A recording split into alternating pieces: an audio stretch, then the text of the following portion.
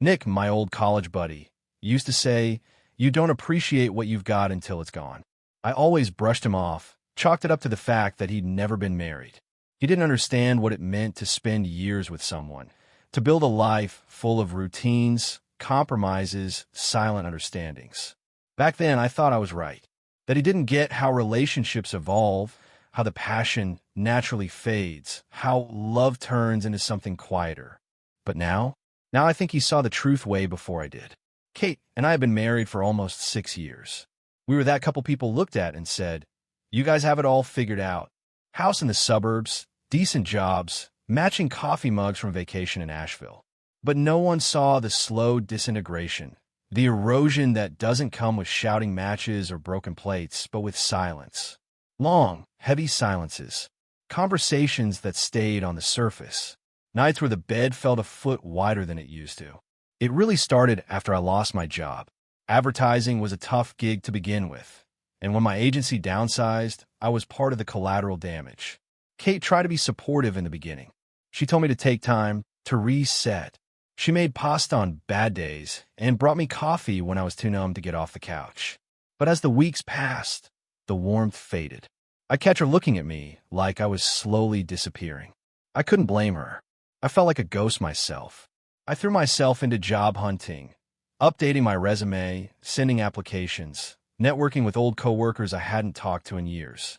Meanwhile, Kate kept working late, going to happy hours with her coworkers more often than she used to.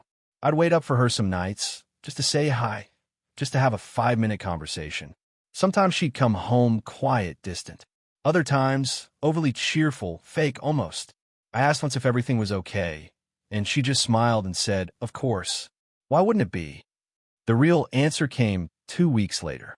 It was a Thursday, and I had just come back from a second interview. It had gone well, surprisingly well. The hiring manager told me they'd call within the week. I felt something I hadn't in months: hope. I stopped at the store on the way home and grabbed a bottle of her favorite wine. It wasn't expensive, but it was something, a small gesture to say, "Hey, maybe we're turning a corner." When I walked through the door, Kate was sitting on the couch, still in her work clothes. She looked like she'd been waiting for me. "I got good news," I said, holding up the bottle. She didn't smile. She didn't even look at the wine. She just stared at me, her face unreadable. "Mark," she said, "we need to talk." You know that feeling when the floor drops out from under you? That's what it felt like.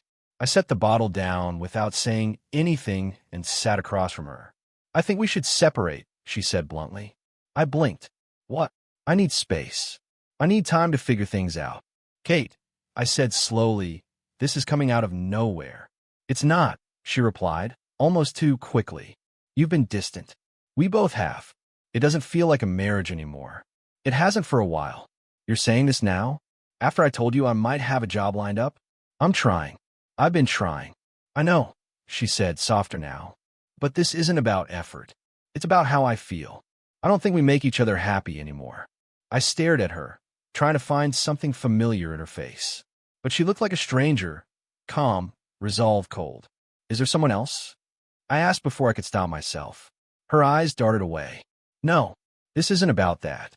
But the way she said it, quietly, too measured, didn't sit right. And yet, I didn't push. Maybe because I already knew, or maybe because I didn't want to know. I just sat there, stunned, as she stood up and went to the bedroom. She packed a bag while I sat on the couch. Numb, I heard the zipper, the closet door creaking, the rustle of hangers. She didn't say another word. 15 minutes later, she was at the door. "I'll stay at Amanda's for a while," she said, not meeting my eyes. "Is this goodbye?" I asked, my voice barely above a whisper. "I don't know," she replied. "I just know I need to go." And then she was gone. I sat there for hours. I didn't cry. I didn't scream. I didn't even move. I just stared at the front door, the wine bottle still unopened on the table. I kept thinking, she'll come back. This is just a mistake. She's scared. We'll talk it out. But as the night dragged on, the silence thickened, and I realized something I wasn't ready to admit until then. She was already gone. And the worst part? A small, quiet part of me wasn't even surprised. The first thing I noticed after Kate left was the quiet. Not the peaceful kind. The kind that feels thick, unnatural, like the whole house was holding its breath. No more keys jingling in the door at 6:15. No more coffee brewing before I got out of bed. Her absence wasn't just a missing person. It was a missing rhythm, a disruption in the daily background noise of life. At first, I thought I'd get used to it. Eventually, but only got louder. The first few days, I gave her space. I didn't call, didn't text. I figured if she needed air, fine, let her breathe. I even convinced myself this might be good. A reset, a break that would make her realize what we had, what we could still fix. I told myself that lie for a week straight. Then came the social media posts. I wasn't looking for them, not really. I just opened Instagram out of habit, like everyone else does when they're bored or lonely. And there she was, Kate, smiling wide on a beach somewhere, holding a pink cocktail, sunglasses on, wind in her hair like she was in a commercial for a life I'd never been part of. Girls trip, the caption said, followed by a bunch of laughing emojis and inside jokes I didn't understand. I stared at the screen for a long time, not sure if I felt more confused or hurt. She looked happy, like none of what had happened between us had left a dent. Like the last 6 years meant nothing. I wasn't even angry, just hollow, numb. More photos followed over the next few days. Brunch selfies, poolside shots, even a picture at a rooftop bar with her arm linked through another guy's, though the caption insisted it was just her amazing gay bestie. I had never heard of him. He wasn't in her circle when we were together. Maybe he always was. Maybe I just wasn't paying attention. I told myself not to spiral. It's just a highlight reel, Nick said when we grabbed beers a few nights later. It's not real life. She's probably a mess behind the scenes. But it didn't feel like it. It felt like she'd finally gotten what she wanted. Freedom. Space. Whatever the hell she had called it when she walked out. And me? I was stuck. Still in the same house, sleeping on the same side of the bed, making coffee for one. I started waking up later and later. Ate cereal for dinner. The laundry piled up. Some days, I didn't leave the house at all. I told myself I was giving her time, that I was waiting for her to reach out. But deep down, I was just paralyzed. Then one night, something strange happened. I was scrolling mindlessly through Facebook, killing time before bed, when I saw a post from a guy I used to work with, Tom. He was at a networking event for a media company downtown. And there, just barely visible in the background, was Kate. She wasn't smiling in that one. She looked tired, tense. She was talking to someone I recognized, someone from my circle, a guy named Jordan, who used to be at the same firm I was laid off from. I couldn't hear the conversation, obviously, but her body language was off. Defensive, closed off.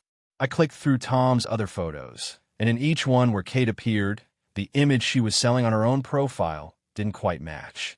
There were no cocktails, no laughter. Just a woman trying too hard to look like she wasn't falling apart. That's when the cracks started to show. I started noticing the way her stories would go up late at night. Pictures of her out drinking with captions like living my best life. But they had that forced energy. You can always tell when someone's trying too hard to convince themselves they're okay. I saw another post tagged at a club, one I knew she used to hate. Too loud, she once said. Too many creeps. But there she was, sandwiched between two people I didn't recognize, her smile tight and her eyes tired. I looked closer and realized she was holding the same drink in 2 different shots, posted 2 hours apart. It hit me then. She was staging it, curating her new life like a brand, trying to prove something, maybe to me, maybe to herself. I didn't say anything. I didn't comment. I didn't reach out. But the illusion of freedom? It started to look a lot more like running away. I used to think you could measure a person's happiness by the look in their eyes. You know, that kind of spark that can't be faked. I used to see it in Kate, back when she'd laugh at my dumb jokes, or when we'd slow dance in the kitchen on Sunday mornings. But now, in every picture she posted, that light was gone. The smile was still there, but the eyes? Dull, like a mask she forgot to take off. Her page became a highlight reel of parties, weekend getaways, and trendy restaurants. But it started to look off, too staged, like every post had something to prove. One night, I saw she was tagged in a group photo at someone's rooftop birthday. There were about 8 people in the picture, but she wasn't next to any of the friends I used to know. She was standing on the edge, holding a drink, her smile crooked like she'd been caught mid-laugh. But everyone else seemed more connected, to each other, not to her. That's when I realized she wasn't part of a circle. She was orbiting one. I started hearing things through the grapevine. Quiet mentions from mutual friends who didn't want to pick sides, but couldn't help letting things slip. One of Kate's old friends, Sarah, ran into me at the grocery store. After an awkward hug and a half-hearted, "How are you doing?" she got quiet. "I saw Kate the other night," she said, shifting her weight from foot to foot. She didn't look great. I waited, unsure how much I wanted to know. She was different, not like herself. I don't think she's handling this as well as she wants people to believe. I just nodded, tossed a box of cereal into my cart, and changed the subject. But that comment stuck with me. A few days later, I checked her page again. It had gone from party pics and sunset selfies to vague quotes about healing and finding yourself. She posted one with a black and white filter and a caption that read, "Sometimes you have to lose yourself to find out who you really are." Translation? Things were slipping. There were fewer comments on her posts, fewer likes. She started tagging people I'd never heard of. Her old core group? Mostly gone. The ones she used to go on wine nights with or vent to after a long week. They weren't showing up in her feed anymore. Nick, who had been cautiously keeping tabs on both of us, called me one night after seeing one of her posts. It was a boomerang of her clinking glasses with someone, another unfamiliar face. "Dude," he said, "no offense, but she looks like she's spiraling." I didn't disagree. From what I could gather, she had quit her job, or at least taken some sort of extended break. Her posts during weekdays were suddenly from cafes or yoga studios, not offices or work events. She mentioned doing freelance marketing in one story, but knowing Kate, that probably meant she was barely scraping by. I didn't feel vindicated, just sad. I remember the version of her who used to spend Saturday mornings reading the news and annotating articles with a highlighter. The version who dragged me out for hikes when all I wanted to do was sleep in. That woman had drive, purpose. The Kate I was seeing now looked like she was searching for something in the bottom of a mimosa glass. Eventually, the polished posts started to fade. She stopped sharing daily updates. The filters disappeared. Her captions became defensive. One post hit different. It was just a blurry mirror selfie, no makeup, hair tied up, and the caption, "Don't ask me how I'm doing unless you actually want the truth." I read it 3 times. That wasn't for her followers. That was for her. Maybe even for me. It was strange, watching her unravel online while I stayed quiet. I hadn't posted anything since she left. Not out of spite, just because I didn't feel the need to. I was going through something real, something raw. I didn't need filters or fake smiles. I was doing the work, feeling the pain, sitting in the discomfort. Kate, though, she was performing. But the cracks were growing. People noticed. Her follower count dipped. Comments turned from "Yas Queen Fire" to "You okay?" and "DM me if you want to talk." And through all of this, she never once reached out. I thought she might, eventually, maybe when the silence got too loud, maybe when the likes stopped filling the void. But nothing came. Just a long, awkward digital distance between two people who used to share everything. It felt surreal, watching the person who broke you break themselves, one curated post at a time. Somewhere between her healing journey, posts, and the sudden disappearance from social media, it hit me. She wasn't free. Not really. She was drifting, unmoored. A passenger in a life she thought she wanted, but clearly couldn't handle. There was this moment, I remember it so vividly, when I was walking back from the gym one evening. The air was crisp, late autumn, and I just finished a workout that left me sore in the best way. I passed this little coffee shop near our old bookstore, the kind of place Kate used to love, and it was the first time in months that I didn't feel heavy. That's when I realized I hadn't thought about her all day. It was like my brain had given me a break. No memory flashbacks, no replaying conversations, or dissecting what I could have done differently. Just silence. And in that silence, I felt something I hadn't in a long time. Peace. While she was out there projecting this chaotic version of freedom, I was quietly rebuilding. No grand reinvention. No revenge glow-up. Just slow, steady growth. I started waking up earlier, cooking actual meals, reading again. I stopped obsessively checking her profile. It just didn't matter as much anymore. I wasn't happy, exactly, not yet, but I was clear, focused. People around me noticed it too. Nick, after another pickup basketball game, clapped me on the back and said, "You look like you're finally breathing again, man." He was right. I was. And once I started breathing, I started seeing things clearly, especially her. I began to realize just how much of our life together had been me holding it together. I was the one initiating date nights. I was the one checking in, asking how her day was, listening to her vent about work or her family. I was always putting energy in, trying to keep us afloat. And I think, somewhere along the line, she got used to it. Maybe even resented it. But when I stopped, when I couldn't carry both of us anymore, she bailed. And that truth hit harder than any photo or party she could post. One night, I got a call from one of her old friends, Erin. We weren't close, but we'd always gotten along. "Hey," she said hesitantly. "I know this is weird, but I wanted to check in on you." I told her I was doing okay, better actually. She paused, then said, "Kate's not. I don't know what she's telling people, but she's struggling." I stayed quiet. "She pushed a lot of us away," Erin continued. "She's not the same. Honestly, I think she regrets how things ended." I didn't say what I was really thinking. Then why hasn't she said anything to me? But deep down I knew. Pride, fear, shame, maybe all three. Or maybe she still hadn't figured out how to admit she was wrong. I wasn't waiting on her anymore, but the idea that she might finally be seeing the truth gave me a strange sense of closure. It was around this time that I started journaling.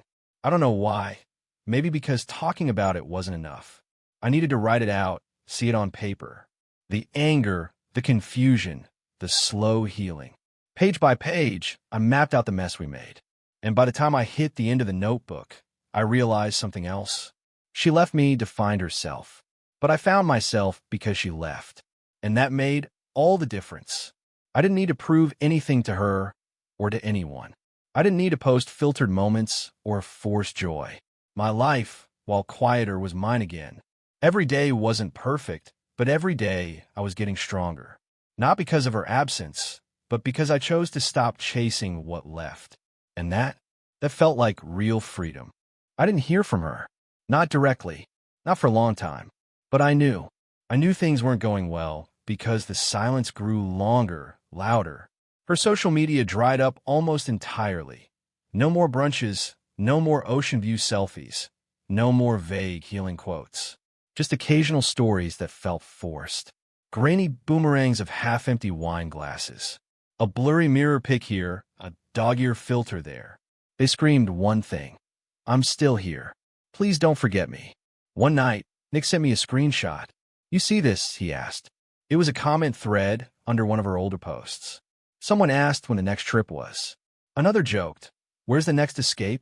And Kate replied, "LOL, probably nowhere. Gotta get my life together first." I read it 3 times. That wasn't the woman who left me 6 months ago, eyes wide with the promise of something better. That was someone who realized she had no map and no idea where she was headed. Then came the text from Erin.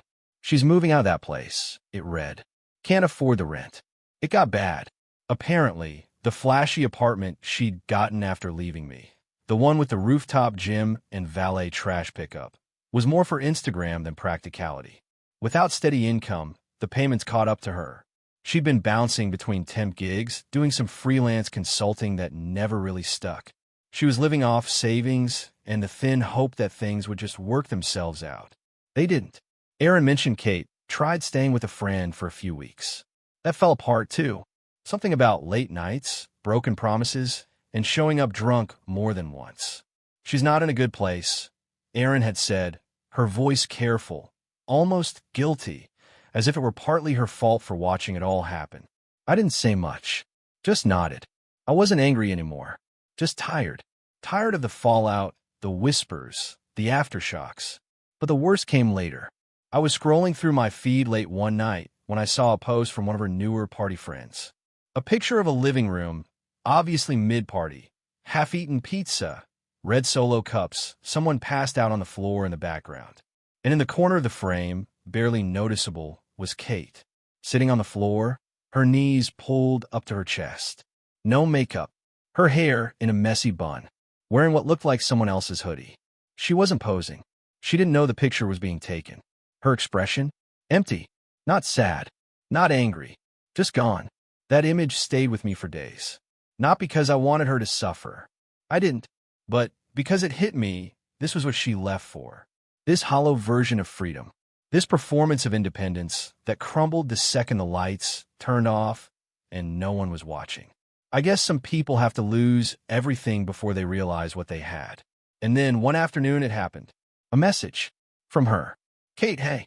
I don't know if you'll even see this, but I wanted to say I'm sorry. I stared at it for a long time. My stomach didn't flip. My heart didn't race. I didn't feel anger or relief. Just a strange, distant curiosity. She followed up with a second message. Kate, I was wrong. About a lot of things. Leaving, it wasn't what I thought it'd be. I thought I needed space. But I think I was just running. I lost more than I realized. A few minutes later, a third. Kate, I miss you. I miss what we had. I don't expect you to respond, but I needed you to know that. I didn't respond. Not right away. I sat with it for hours. Let the words sink in. Let myself feel the weight of everything we'd been through. Then finally I typed, Me, I'm glad you're figuring things out. I wish you the best. But I moved on. There was no reply. None was needed. Because the truth was, I had moved on. Not to someone new, not to some Instagram-worthy revenge arc, but to a place of peace. A place where I didn't need her apology to validate what I went through. I had lived it. I had survived it. I had rebuilt. And her world? It had collapsed under the weight of its own illusion. In the end, she didn't break me. She just set me free.